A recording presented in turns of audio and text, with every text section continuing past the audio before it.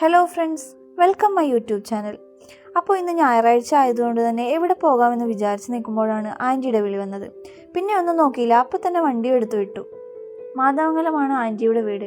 മണിയറ എത്തിയപ്പോഴേക്കും ഒരുപാട് ചായക്കടകളും നല്ല ആംബിയൻസും കണ്ടതുകൊണ്ട് തന്നെ അവിടെ വണ്ടി നിർത്തി ഞങ്ങൾ ചായയൊക്കെ കുടിച്ചിട്ട് പോകാമെന്ന് കരുതി. ഇവിടെ ചായ കുടിക്കാൻ മാത്രമല്ല, ഫോട്ടോ എടുക്കാനും വീഡിയോ എടുക്കാനും പായസം കുടിക്കാനും ഒക്കെയായി നിരവധി ആൾക്കാർ വരുന്നുണ്ട്.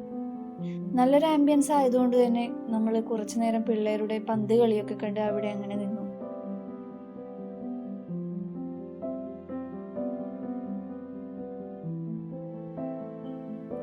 അങ്ങനെ നമ്മൾ വീണ്ടും യാത്ര തുടർന്നു.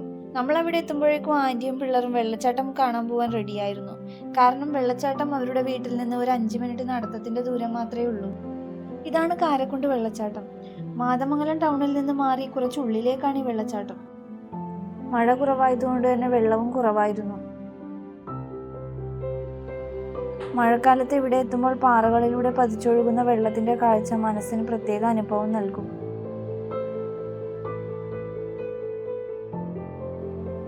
ചുറ്റും നിറഞ്ഞു നിൽക്കുന്ന മരങ്ങളും പക്ഷികളുടെ ശബ്ദവും തണുത്ത കാറ്റും ഈ സ്ഥലത്തിന്റെ ഭംഗി കൂടുതൽ മനോഹരമാക്കുന്നു. കുടുംബത്തോടൊപ്പം ചെറിയൊരു പ്രകൃതി യാത്ര ആഗ്രഹിക്കുന്നവർക്കൊക്കെ ഇവിടെ നല്ലൊരു അനുഭവം തന്നെയാണ്.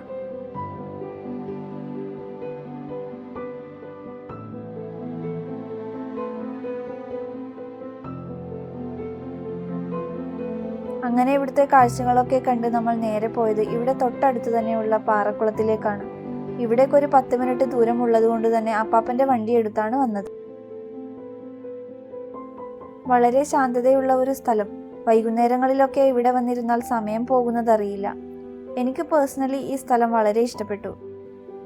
രാവിലത്തെ മൂടൽമഞ്ഞും വൈകുന്നേരത്തെ സൂര്യാസ്തമയവും കാണാൻ നല്ല ഭംഗിയാണെന്നാണ് ആൻറ്റി പറഞ്ഞത്. പക്ഷെ നമ്മൾ വന്നത് ഇതിൻ്റെ ഇടയിലുള്ള സമയമായതുകൊണ്ട് തന്നെ നമുക്കതൊക്കെ നഷ്ടമായി.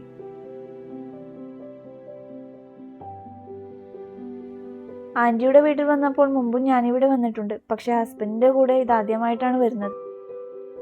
തിരിച്ചു പോകുന്ന വഴിക്ക് ഒരു റിസോർട്ട് ഉണ്ടെന്ന് പറഞ്ഞപ്പോൾ അവിടെ കയറാമെന്ന് വിചാരിച്ചു.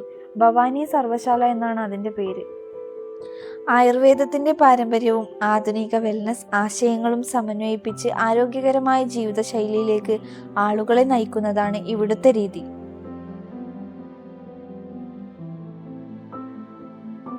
മാനസികാരോഗ്യവും ശാന്തതയും മെച്ചപ്പെടുത്താൻ സഹായിക്കുന്ന യോഗ, ധ്യാനം, ഫിസിയോതെറാപ്പിയും ഒക്കെ ഇവിടെയുണ്ട്.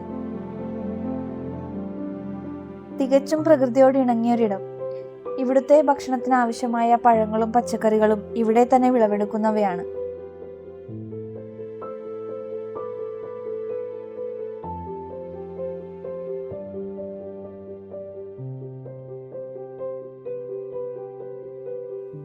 അങ്ങനെ ഇവിടുത്തെ കാഴ്ചകളൊക്കെ കണ്ട് ഒരു 7 മണിയോടെ ഞങ്ങൾ ഇവിടുന്ന് മടങ്ങി.